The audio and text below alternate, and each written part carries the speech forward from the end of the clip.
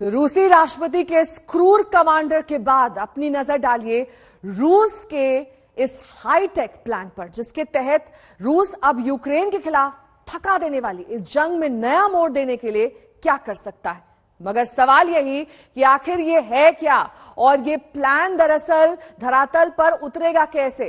तो आपको बता देते हैं कि ये साइबर अटैक का एक ऐसा प्लान है जिसके तहत रूस रातों रात यूक्रेन को फतेह करने और उसके समर्थकों को सबक सिखाने के लिए इस्तेमाल कर सकता है। और इस प्लान के जरिए ही रूस यूक्रेन पर nuclear power plant, defence system, border security और सरकारी नेटवर्क में घुसपैठ करेगा और उसे रातों रात बिना बम बारूद और गोली चलाए चारों खाने चित कर देगा। और इस प्लान के लिए रूसी राष्ट्रपति पुतिन ने सुपारी दी है, दुश्मन के दुश्मन को और अपने सबसे अजीज मुल्क को।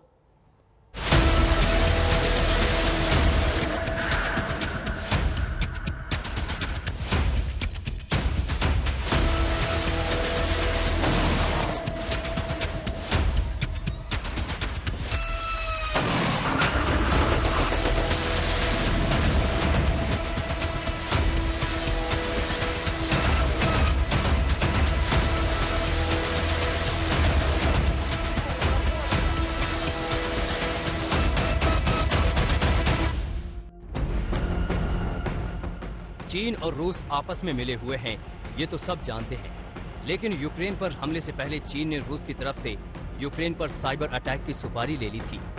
ये सच्चाई अब जाकर डिकोड हुई है। वो सुपारी जिसके तहत यूक्रेन के nuclear power plant, defence system, border security और सरकारी नेटवर्क में घुसपैठ कर बेहद संवेदनशील जानकारियों को चुराना शामिल था, ताकि मैदान जंग में रूस को न सिर्फ इसका पूरा फायदा मिल सके, बल्कि यूक्रेन पर हमले से पहले ही उसकी प्लानिंग की हर एक डिटेल रूसी राष्ट्रपति व्लादिमीर पुतिन की टेबल पर हो। और आपको जानकर हैरानी होगी कि चीनी हैकर्स ने अपनी सरकार के इशारे पर इस काम को बखूबी अंजाम दिया।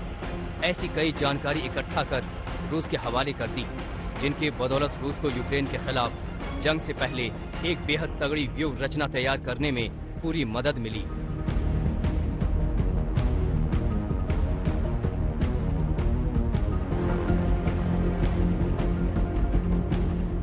यूक्रेन की खुफिया एजेंसी और स्ट्रेटेजिक बिजनेस यूनिट यानी SBU ने जंग से पहले हुए इस साइबर अटैक को लेकर जो खुलासा किया है वो चौंकाने वाला है।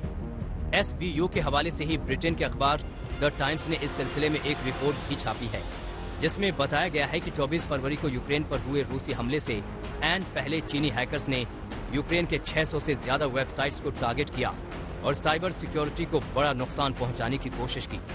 चीनी हैकर्स ऐसे कई वेबसाइट्स में सेंधमारी करने में कामयाब रहे और कई खुफिया सूचनाएं ले उड़े।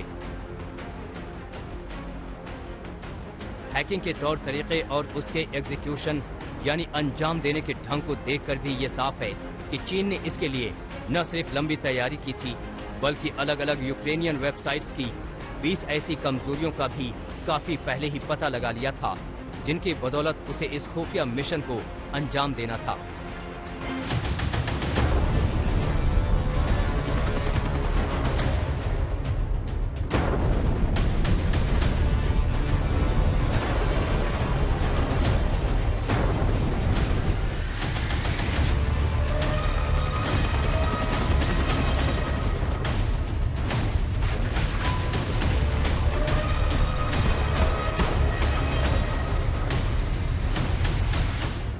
यूक्रेन पर हमले की रूसी टाइमिंग।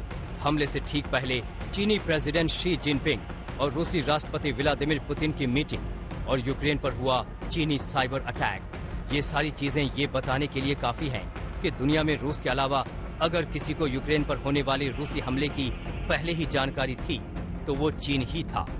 दावा तो यहाँ तक है कि चीन ने रूस से बीजिंग में चल रहे विंटर ओलंपिक्स के खत्म होने के बाद ही हमले की गुजारिश की थी, जिसे रूस ने मान भी लिया।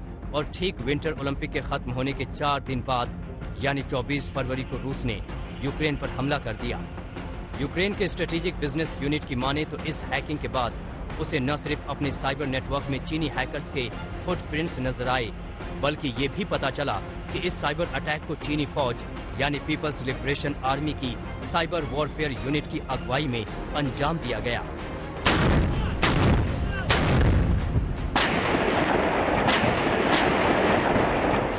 आज तक ब्यूरो।